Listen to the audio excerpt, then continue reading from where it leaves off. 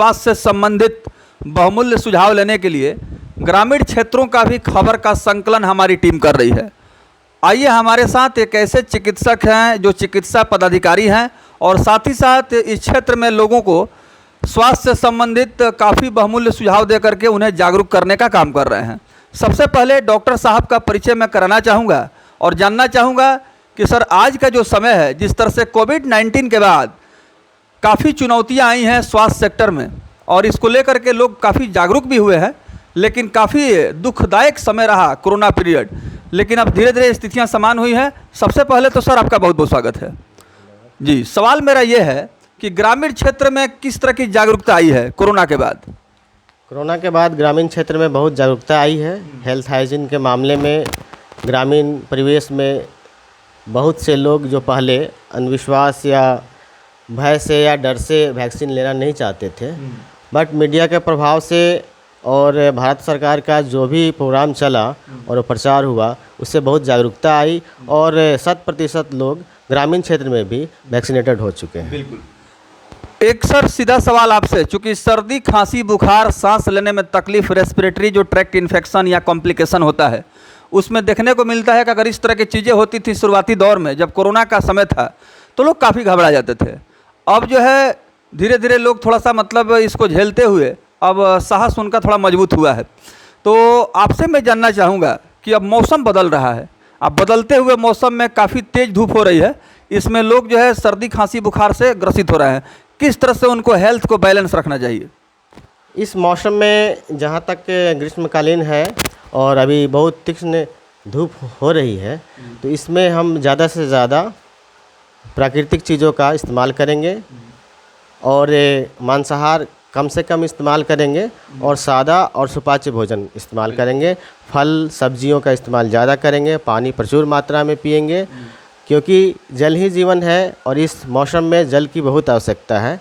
सादा खाना खाना है और शुद्ध जल का धारण करना है। बिल्कुल। अब सर एक नज़र, चूँकि आप यहाँ होम्योपैथ के मेडिकल प्रैक्टिशनर भी हैं, गवर्नमेंट सेक्टर में भी बतौर चिकित्सा पदाधिकारी कार्य कर रहे हैं और आप यहाँ ग्रामीण क्षेत्र के लोगों के लिए काफ़ी महत्वपूर्ण अपनी भूमिका निभा रहे हैं होम्योपैथिक मेडिसिन के क्षेत्र में। तो ग्रामीण क्षेत्रों में सरकार के द्वारा छात्र छात्राओं के स्वास्थ्य को मजबूती प्रदान करने के लिए विशेष कार्यक्रम भी चलाया जा रहा है और यह कार्यक्रम पूरे भारतवर्ष में चलाया जा रहा है। गोरिया कोठी में पदस्थापित प्राथमिक स्वास्थ्य केंद्र के वरिष्ठ चिकित्सक मेडिकल अफसर डॉक्टर मनोज कुमार से मैं मुलाकात कर रहा हूं।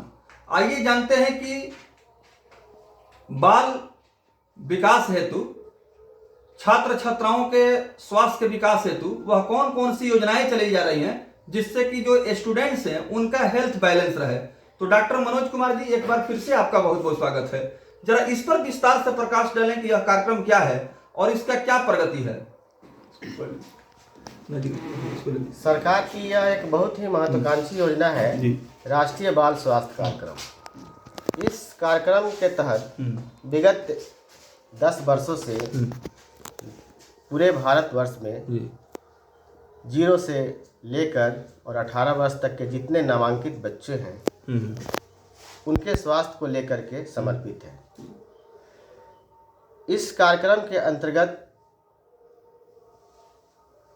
चिकित्सक दल आंगनबाड़ी केंद्रों और सरकारी सहायता प्राप्त केंद्रों पर, विद्यालयों पर जाकर के बच्चों का हेल्थ स्क्रीनिंग करती है और छोटी बीमारियों के लिए उनको दवा प्रदान करती है और गंभीर बीमारियों के लिए हेल्थ कार्ड बनाती है, जिसके ज़रिए बच्चों का स्वास्थ्य परीक्षण होता है और अगर कोई डिफेक्ट होता है तो उसका ऑपरेशन भी होता है। यह कार्यक्रम मूलतः 4 बिंदुओं पर समर्पित है, जिसको 4D कहते हैं, जो कि ग्रामीण परिवेश में जो बच्चे विद्यालयों में या आंगनबाड़ी केंद्रों में पढ़ने आते हैं, डिफेक्ट ऑफ बर्थ में कुछ ऐसी बीमारियां होती है जो जन्मजात होती है, जैसे कि मोतियाबिंद, club foot, venereal heart disease. इस तरह से डिफेक्ट ऑफ 4D जिसको कहते हैं डिफेक्ट ऑफ बर्थ में उन वैसे बीमारियों को चिन्हित कर करके उसका समुचित इलाज करवाया जाता है। ग्रामीण परिवेश